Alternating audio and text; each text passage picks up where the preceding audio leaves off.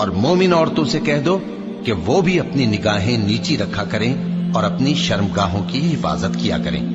اور اپنی آرائش یعنی زیور کے مقامات کو ظاہر نہ ہونے دیا کریں مگر جو اس میں سے کھلا رہتا ہو،